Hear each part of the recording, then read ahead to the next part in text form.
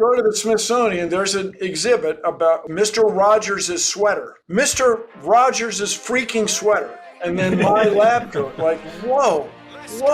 Hey everybody in the Ziggler Auto Group, welcome to another episode of the Future of Zag Today podcast. I'm your host, Sam Dark, along with me co-host Mike Van Ryn. Mike, how are you doing this morning? I'm excellent, Sam. Great to spend time with you today.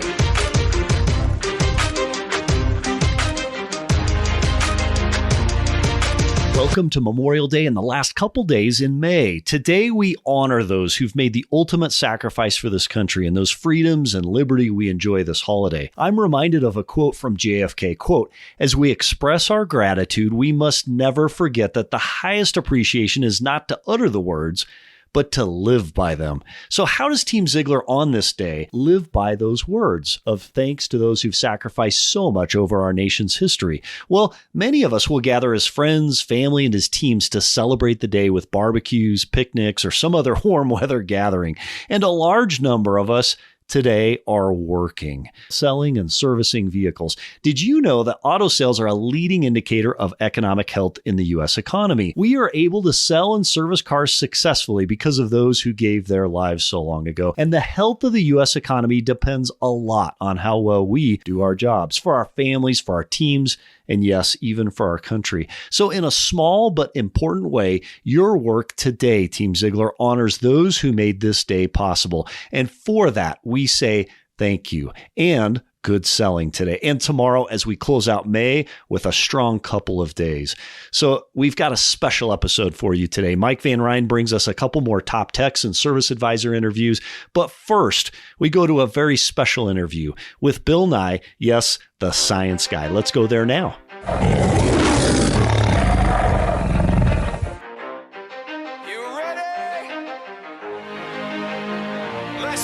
So, Mike, today's episode of the Driving Vision podcast realizes an idea born way back on episode 8 with you, Bill Stainton. Welcome back to the show, Bill. Thank you. Where you reminded us the important, Bill, of innovation and connecting the dots, and that innovation and connection led you to our guest today. Bill Stainton, will you introduce our guest today? I would be pleased and proud to introduce our guest today, a friend of mine who I've known well before any of you knew him, my namesake, Mr. Bill Nye. First met him, he was a writer, a mere writer on a TV show that I produced in Seattle, Washington called Almost Live. And he bailed us out one day when a guest canceled out the last minute. And we were looking for a solution and couldn't find one. And then all of a sudden, Mr. Nye said, if we can get some liquid nitrogen, maybe I can help. And I was like, that's the stupidest idea I ever heard. And an icon was born out of desperation. You were born out of desperation, Mr. Nye. How are you, man? Yeah, it's good to see you all or be heard by you all. Yes, these are not false facts that you're presenting. So what happened was I had a very good physics teacher in high school. He encouraged me to take the physics AP exam, advanced placement, when it was this new thing, like, woo. And then he also encouraged me to apply to Cornell University. And through an error in the admissions department, an oversight or something, the phone rang, I got in. Then, although I did very poorly in several courses, I got out. And on the way out, I took one class from Carl Sagan, this famous guy. Yeah. Oh, my goodness. He talked about the importance of science education and all this stuff. So when I got a job at Boeing in Seattle, Washington, actually, and if you're scoring along with us in Everett, Washington. 747s. 747 is a fantastic airplane. I work for a cool couple of guys. They built them about 3 miles from where I'm sitting right now. Yeah, it's amazing. Anyway, so I was a young guy in a new town. I was United Way Big Brother for a while, and I was also a volunteer at the Pacific Science Center, which was built in 1962 for the World's Fair in Seattle. And so what I would do on Saturdays, mostly Saturdays, sometimes on Sunday, is break stuff with kids and pour liquid nitrogen around. And so it was fun for me. But then along the way, like a very few other people in Seattle, really, I won the Steve Martin lookalike contest. I did not. It's unmistakable, really. Congratulations. I think it was good for the competition for Warner Brothers Records ultimately. But the guy who won, speaking of ultimately, was from Nashville. He played the banjo. He's like the real deal. I'm sure that's what kicked it in for him. So I started submitting jokes to this show that Bill was producing. And then one week, the story varies whether it was Geraldo Rivera or Rita Jenrette, who was this wife of a Congress. Oh, no, it wasn't her, because she actually was on the show once. Yeah. Oh, but didn't she delay or something? I don't remember. In my recollection, it was Johnny Depp. Now, you, in this fine book, you say it was Eddie Vedder. It almost doesn't matter who it was, although I will say I'm the only guy who was actually on the phone with the guy. So, but it doesn't matter. The fact is, we were stuck. It was the day of the show. And we were stuck. I did the household uses of liquid nitrogen because we've all got liquid nitrogen around. Of course. Yeah. And this stuff is very cold. In Fahrenheit, it's minus 320. In regular units, it's minus 196 Celsius. I made the celery limp in my oven for a few moments, and then you put the celery in the liquid nitrogen. It gets quite careful, stiff, rigid. And this is where it goes downhill. The other cool thing that is really effective is you put an onion in it for long enough, and the layers in the onion interact when you strike them with, let's say, a kitchen knife, so that it sounds like shattering glass. It's very nice effect. But that wasn't the kicker. The kicker is finally sold me, because I was resisting this whole idea at first. But then you told us about the kicker. Well, so then the thing that you do with the young people on weekends is you put marshmallows in the liquid nitrogen, then you use the verb roast, which would be a poetic use of that verb. And you chew them, and with practice, and I had practice quite a bit, you wiggle your jaw, you kind of move your upper jaw, and steam comes out of your nose, which is pretty good. And the steam extends. I mean, this is not hyperbole. It certainly goes below your bow tie coming out of your mouth. your bow tie. Yeah. And so, incidentally, for you students, I was not wearing a bow tie at that time. Not at that time, but you did have safety glasses. Always safety glasses. I still have those. American Optical. They're classics. There we go. Had that ever been done on television before then? Ever? Oh, it certainly should have been. I imagine, I haven't checked his catalog, but imagine Science Bob Flutfelder, who's an acquaintance of mine. He must have done it. But that aside, those safety glasses are in the Smithsonian. Are they? I read that. Wow. Yeah. Did you accidentally leave them there one time or something? No, I was encouraged to leave them. Well, here's the thing, though. I mean, Sam, you asked about connecting the dots and seeing other options. This was one of the things where shame on me. I didn't see the option because, again, Bill, I don't know if you remember this, but to my shame, I was like, shut up, Bill. We're trying to find a guest to interview. And you had to keep kind of selling it. You and then Ross was like, oh, no, we can do this. And all of a sudden, my teeny brain started to see a bigger picture and see that, there's an idea outside of my preconception of what it was. The key was Ross. I mean, Ross Schaefer, whatever you guys out there in the world, you may have crossed paths with him. He hosted some game shows.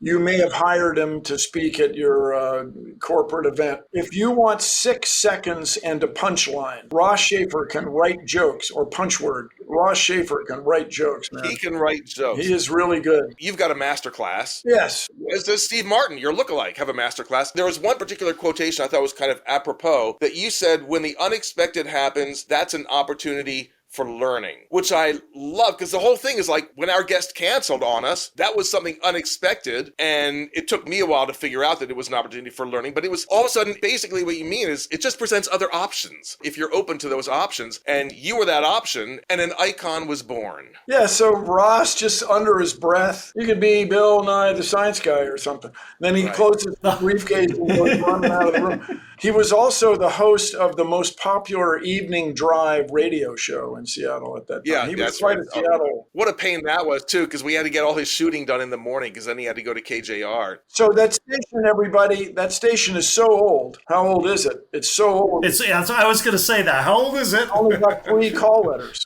KJR. That's it. KJR. You don't need a 4th call letter. It's been there so long. If you look back at that moment, Bill Nye, and you think about that opportunity you had to go on that show back then, how would it have been different were it not for that opportunity where others connected the dots and created that? Like, would your world have been different? And would the world at large have been different? Science, for that matter. I'll just argue that there are no big breaks, they're just breaks. And so maybe if that hadn't happened, I would have come up with something, or somebody else would have come up with something, and we would have stumbled forward. But when the opportunity did present itself, one must be ready. And I had chewed so many marshmallows frozen in so much liquid that the technical part of it was solid. You know, I'm not a magician, but magicians talk about getting the technical part down. It was cool, you guys. It was cool. Then there's other times when things didn't go so well. I got a feeling Bill Stainton has told you about those.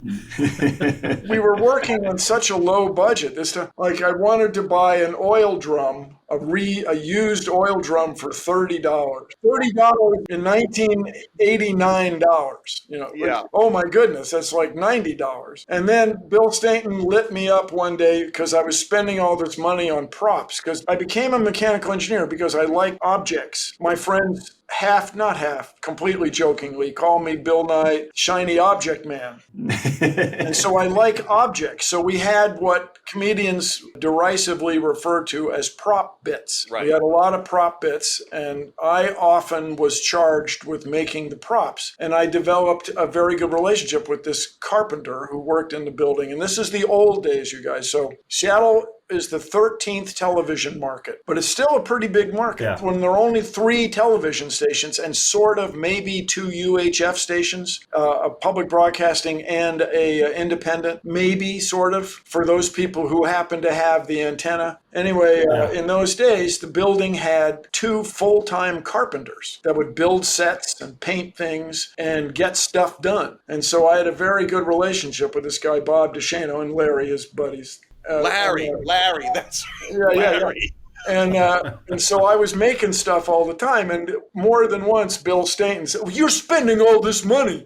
I would spend $30. That's funny. Yeah. That's great. Yeah. Bill, as a former elementary educator, a science teacher, and a principal, I got to tell you, man, you had the longest running educational TV show in the country. Congratulations. And I'll tell you what, science rules, man. We loved you, and you were an integral part of our kids' education and so many lives out there across the world. Well, thank you. Put my heart and soul in it. So Seattle, you know, at that time, the show that Bill Stainton and I worked on was part of this coming of age of Seattle. You know, Starbucks. Then everybody heard about Nordstrom, not just Seattleites. But more importantly, I guess, for cultural reasons, was Soundgarden, Pearl Jam, the band Mudhoney.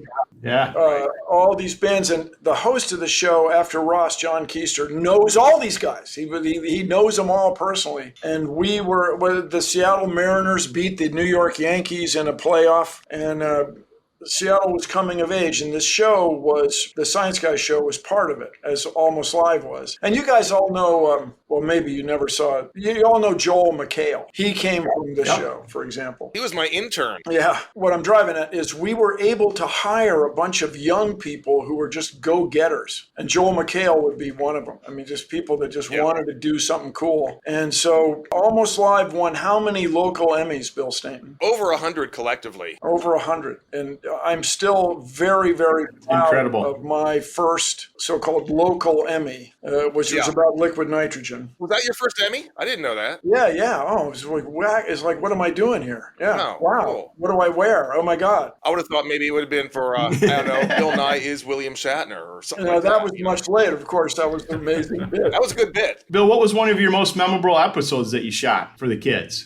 Bill Nye, the Science Guy. Every show has something in it that I think is cool. Yeah. Getting a ride in the Blue Angels, the Air Force, the U.S. Navy. I'm going to get a lawsuit.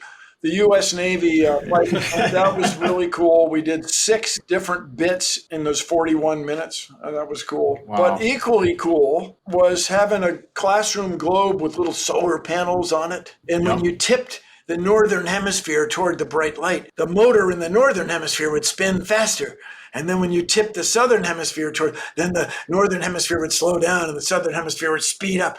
And I just loved that bit. It was just like, that's why we have seasons, man, is the Earth's tilt.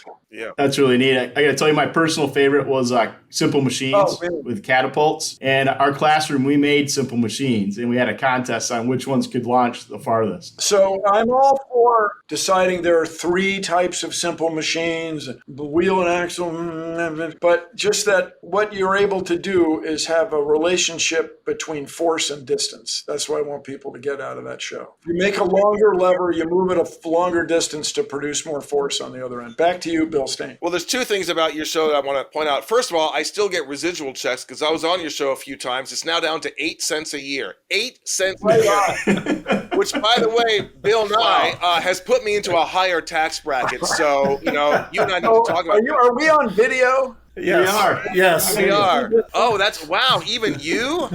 Wow.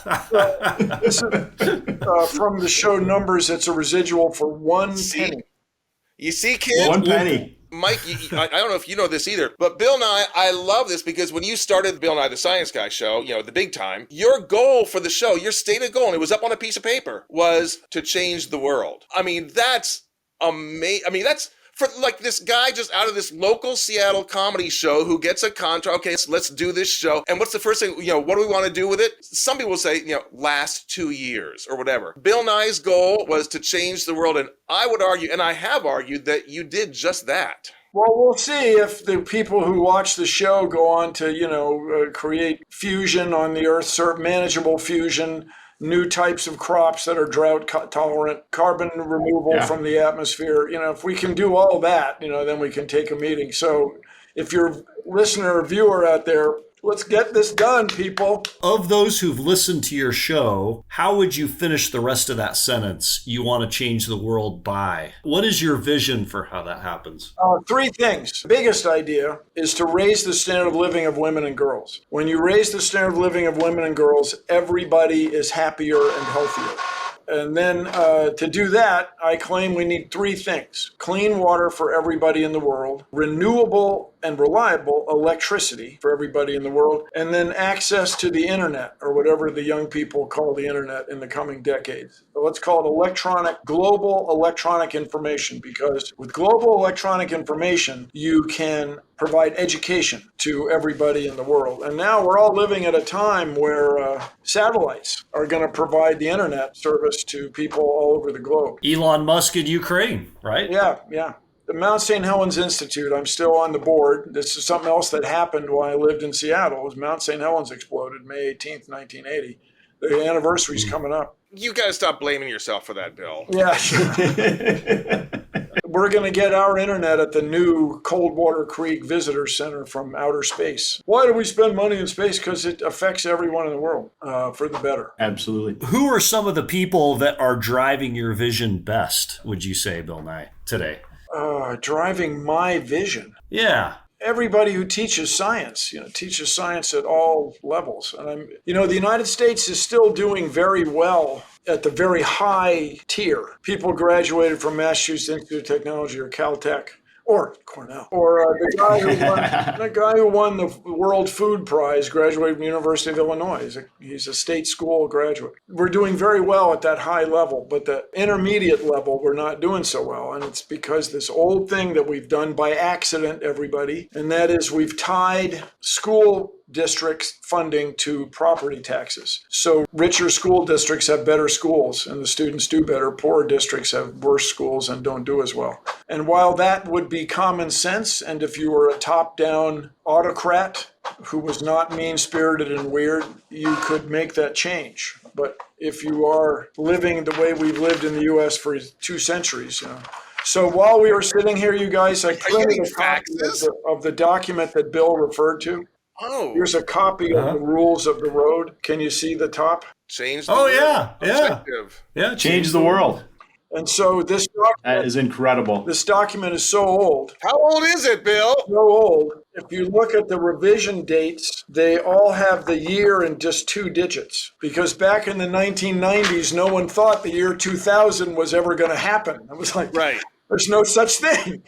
That's so far in the future. That's like accepting an invitation to a party that's going to be 5 months from now. Well, I'm never going to have to go to that thing. That's never going to happen. A copy on the original stationery The original gray stationery is in the Smithsonian also. Of course it is. No, but That's amazing. Let me just tell you, it is a heck of a thing. Go to the Smithsonian, there's an exhibit with Mr. Rogers' sweater. Mr. Rogers' freaking sweater. And then my lab coat. Like, whoa. That's got to be surreal. How does a science guy comedian end up with Mr. Rogers? That's the amazing thing of your journey, is it not? So we also benefited from the bleeding heart liberal coastal elite crazy idea of having children's television be educational instead of just, as it was before, just for selling toys. It sold a lot of toys for a long time. And hilarious. Thank you for your time today. We appreciate it.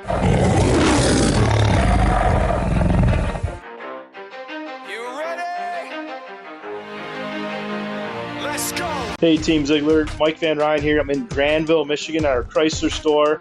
I am with Josh Brandt, one of our top service technicians here in Granville, and also President's Club winner. Josh, thanks for talking to us. Yeah, no problem, Mike. It's good to have you here. You know, Josh, how many years have you been with the organization, and where did you start? I've been with the organization for 16 years. I started in our Quick Lube and then was a Quick Lube manager and then moved out to the shop. Now the shop foreman in Granville. Well, congratulations on that. It's so neat to see your journey and your track record of success. I remember, Josh, the first time you and I met, I had sitting down and interviewing you, man, and you were in school, and yeah, starting in Quick Lube and seeing where you're at now. One of the things I know you're really proud of, too, is your team and the guys that you work with. I noticed in April, Ethan Buck was in the top 3 for domestic service technicians. What's that mean to you? You trained Ethan, I think. Yeah. So Ethan started in our Quick Lube, kind of like I did, and we saw a lot of potential in him and moved him out to the shop to have him work with me. And very impressive. He just accelerated, and I couldn't be prouder. He's grown quite a bit in the short period of time he's been with us, and continues to grow. Yeah, that's awesome. And what a nice feather in your cap, so to speak, too. I mean, growing people on your team with your expertise and your leadership, Josh. Yeah, it's something that we've definitely tried to continue to do here, in Granville, and I think our other stores as well. Start them and get them in the door, and then train them and see how fast they take off. Yeah, that's awesome. Congratulations on your success, and the President's Club winner too for you, Josh. And are we going to see you at the Autobahn Country Club doing some racing? Are we going to be out there together? Yeah, I think I'm going to try to make it out. So we'll see. Fantastic. I look forward to it. Maybe we'll have to have a little side bet or something like that. As long as you like losing money. Oh, boy, that's tough. Lastly, you've had a lot of success over the years. Are there some people maybe that have mentored you, or people that you can think of that you want to recognize or say, thank you to? Yeah, I started out, I worked underneath the technician for a while. Trevor Beardsley was his name. No longer with the organization, but he was a great tech. And that's really what it takes, is just, working with a great tech and a good organization, and that's what really helps. Well, hey, thanks, Josh. Super proud of you and happy for your success. And I'll see you in a few weeks out on the racetrack. Sounds good, Mike. Hey, Team Ziggler. Mike Van Ryn here, and I'm in Granville, Michigan today at our Chrysler store. And we've got Patrick and Carrie here, the top 2 advisors for the month of April. How you doing, guys? Good. Awesome. So, Patrick, I got to put it out to you first. Top advisor for the month of April. What does that mean to you, man? Gosh, it feels good. Definitely rewarding. That just means that the hard work is paying off. The long days, the stress, it's all worth it in the end. Yep. You can see the results. Absolutely. We appreciate both you guys and everything you do for your customers and for your team. So we've got a lot of people out there that are striving to reach the top, whatever jobs they have, right? They want to be the best, whatever they do.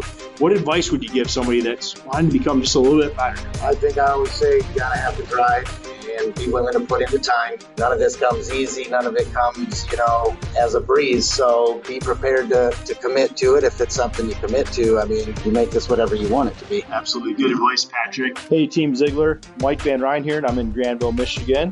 And I'm with Ethan Buck, one of our top service technicians for the month of April. Ethan, what does it mean to you to have distinct recognition again? It's greatly appreciated to see that, the hard work is recognized by the company, and it takes a lot to put in that many hours and get to that point. Absolutely. And talking to you too today, you said you have a couple weeks where you've had over 100 hours, huh? Yeah, I've had a few. They were really good weeks that, everything worked out great. That's amazing. How many years have you been in the business now, Ethan? I've been here for about 2.5 years, and this is my first job in automotive. Wow, what a cool honor, and great job with your success. You may recognize Ethan Buck's name and picture because he was one of our Rising Technician winners as well this year. for his performance last year, actually. So, Ethan, what advice would you give to other people that maybe are striving to be the best at whatever they do for Team Zeigler? Well, for like as far as techs go and stuff like that, it takes some time to get to practice, to get there and listen to the guys that have been there longer, and you'll get there eventually, that's for sure. Absolutely. And I know you're really, really well respected around here in Granville, and also for your execution too, of just getting things done and your communication level too. So great job with that. So Ethan, who do you want to thank or recognize? Our newest service manager here, he's been here, got to be coming up on a year. He's been doing a great job, really helping everyone out, and a lot of success to him. Yeah, Keith is a great guy, Keith Cox, and we're glad he's on our team at the Granville store. Well, congratulations, Ethan. And hey, am I going to see you in a few weeks out racing on the racetracks? Yeah, you'll see me there. Fantastic. I was talking to Josh Brandt earlier and a lot of the guys, and we're excited to be out there. We may have to put a little wager on the thing. Oh, yeah, for sure. All right, great job, man. So, Carrie, what advice would you give to other people that are working to get to the best of whatever they do at Zeigler? Well, a lot of it is you got to focus on the customer. Everybody's important. Every single person that walks through the door, you got to take the time and give them the advice they need and the direction they need, and just make sure the experience goes smooth. Just hard work, show up ready to go, and stay till the job's done. Yeah, it's good advice, Carrie. And you're a communication expert too. You're so good at communication, both you guys. I know it firsthand because I've had my family car serviced here, right? So, Carrie, I always appreciate your communication. You do a great job with that, man. So last question for Patrick, and then we'll go to Carrie. Patrick, who do you want to thank or who do you want to recognize? There's a laundry list, but I'll start with, Justin. He's one of our high producing techs, and he's one of the guys that always willing to come out. He'll stop what he's doing, for a quick question or if a customer is, in distress. We've got a few like that, but really, it's outside of service as well. This whole building, I've said it many times, but the team environment here is awesome because it's one of those where I don't think I could do this without the support of everybody here. It's definitely a well-oiled machine that everything's got to be firing right. Yeah, absolutely. Good recognition. Yeah, awesome. How about you, Carrie? Who you want to thank? Who you want to recognize? Well, we're at the front line, but the guys behind the scenes, they definitely got to make it happen for us. So like Patrick was saying, Justin's definitely one of those guys that'll stop what he's doing to help. And Josh, John, we got a bunch of good guys back there. Like you was saying, outside of service, our general manager will come out and cook us lunch, that you don't get that everywhere. So it definitely has a nice family atmosphere here, and it's a cool place to work. Yeah, Zep's a pretty amazing guy. Does a great job with his leadership. Also, you got a great team working with you guys. So congratulations on your success. So happy for you guys, and want to see you do it again next month. Oh, yeah. All right. Thank you.